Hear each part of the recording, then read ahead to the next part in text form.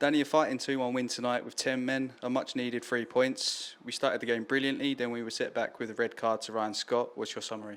Yeah, I thought you were exactly right. I thought we started really bright. That was the aim. We spoke to the boys beforehand about coming out fast. We knew they'd had a big moment or a big game at the weekend, and they made quite a few changes to their side, but some of them had to play again, and thought if we could get a good start and get on the front foot, that would set the tempo, and ultimately we did. And I was probably a bit disappointed that we hadn't got another couple of goals or another goal to add to our two before obviously the red card, because I thought we had a couple of good moments on the counter attack. A couple of times they fouled and stopped us, but I think a little bit more communication, a little bit more link up between the front three would have maybe caused them a bit more problems and could have got another goal. But obviously once the red card comes and the game changes about 35 minutes in, when 10 minutes before the half, then ultimately it's a different game and a different approach.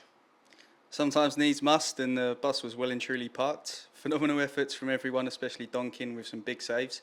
How did you change it up for the second half? Yeah, we thought we had, obviously we lost Ryan Scott. We had Matty Johnson struggling with a bit of a hamstring.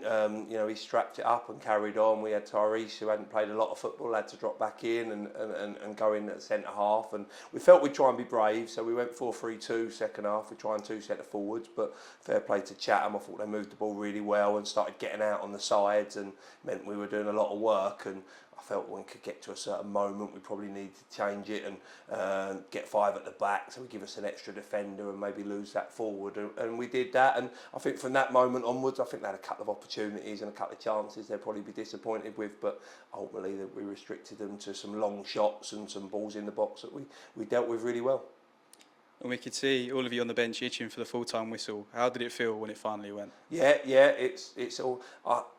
I'm a bit weird. I like them games. I like them moments. I think you find a lot of people when the chips are against you, because everything's going our way and we're 2-0 up and we're doing really, really well, and all of a sudden a cannon goes off in a red card and an injury and a few issues against a really good side. I think I have to say that Chatham are a really good side, and I can see how they've done well in the FA Cup and made a good start to the season. But ultimately you learn a lot about people's character. You learn a lot about their will and their power and what they can do, and I think they all stepped up second half, and I think we should be really proud of that. And it's 3 points, but I think the nature of the 3 points is probably what means a lot to us as in the dressing room, and should mean a lot to a football club, that people are willing to put their bodies on the line, and it's being consistent with that now.